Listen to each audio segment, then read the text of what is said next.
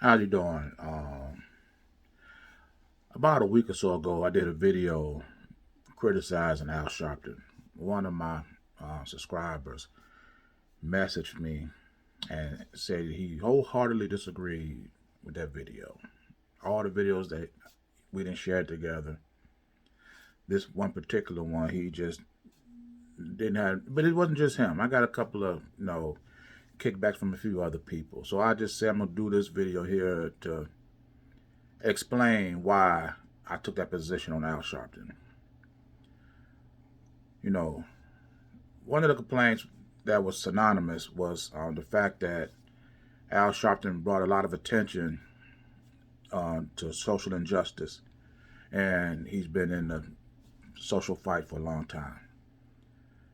So the consensus is shedding a light on the social justice and longevity.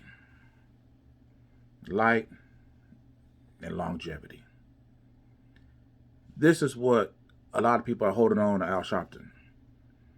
You know, when you say light, what does light actually do? If the police kill a black man and I shine light on that black man, is that light going to restore that life? Is the light that we shine on criminal injustice, economic injustice, going to change or alter the system we're living in? You got police right now wearing their own light. They videotaping themselves killing our people. We ain't no more safe or secure with Al Sharpton or as if he never existed. Our conditions has not changed not one bit. When you look at the length of time that he's been in this fight, in this struggle, how has his tactics and strategies changed over that course of time? Has he used the abundance of technology to better get across his message, to better build defenses for our people? What advancements has he made over this long period of time that he used to improve the effectiveness and efficiency of his movement? Nothing. You know, if this was 1800 and I dressed up a slave in the finest clothes, and he had a job opening and closing the master's front door, he was dressed better than any other slave on the plantation. Is that guy still a slave? Is he still a slave? So here it is, 2022. If you got people working for their slave master with no outside alternative, their whole livelihood is still based upon this same white person, regardless of how good he dressed, regardless of what kind of car he drives, is he still a slave? The only way you can change that is if this black person now has an economic or social alternative that he can use as leverage.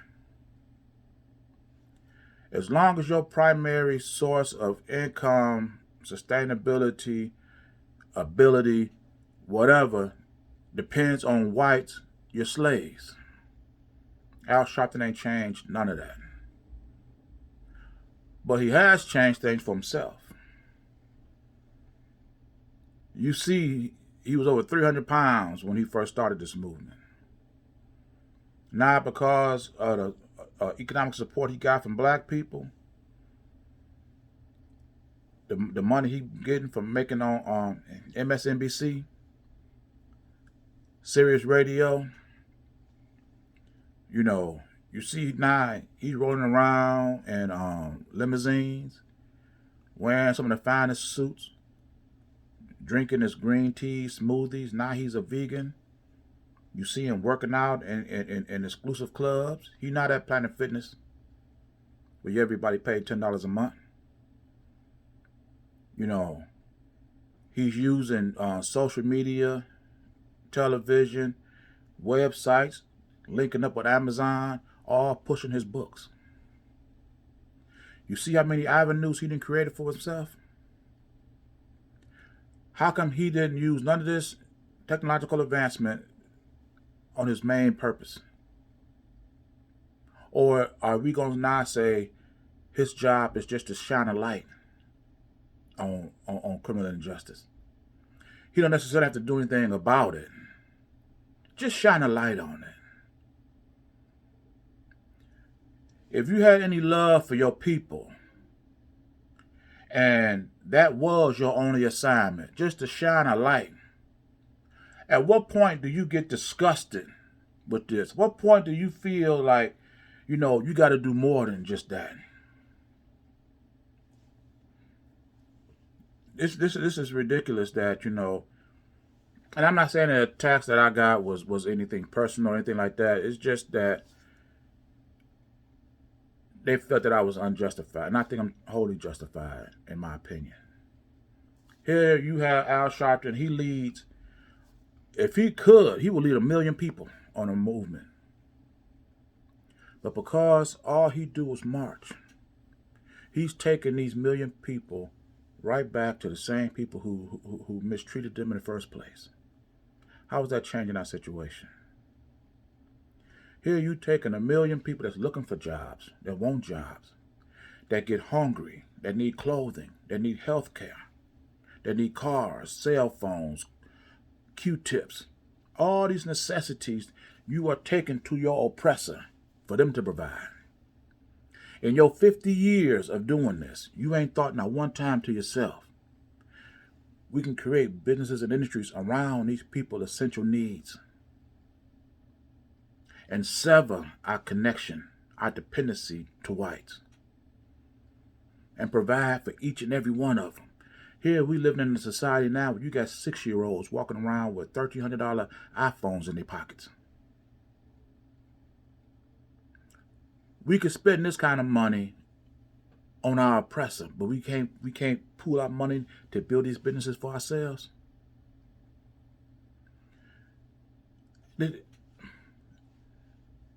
Even if the mentality of the people don't change, that's what leadership is for, to change the mentality of your people. And at some point, we got to see what we're doing as so-called leaders of our people. They say we can no longer do this no more. And you get to that point when you see Martin Luther King, not his son, but Martin Luther King's granddaughter, sitting on a podium at a news conference talking about the importance of voting rights, a cause her grandfather was fighting for back in the 60s. And we still find ourselves fighting for these same voting rights today. And this is his grandchildren. You telling me that you came from cars, that you put gas in. Now you got cars that you can plug into your home. We're going from telephones to cell phones. Delivering mail on horseback to delivering mail electronically. All these technological advancements. And you still got a civil rights leader that was marching back in the 60s, and he's still marching today, and that's his only thing he do. This is ridiculous. What are you people getting upset for? What has Al Sharpton actually done to garner your appreciation? Like I said, would you look at him and see how this man that went from 300 pounds to 118 pounds, riding in limousines, he's doing very well for himself. But our people are still just as vulnerable. So now I want you to tell me, what is it exactly I'm wrong for criticizing this man? Do you just watching the I had a friend of mine listening to the story about the boy that got killed that was on whistling at some white woman. I would forget his name.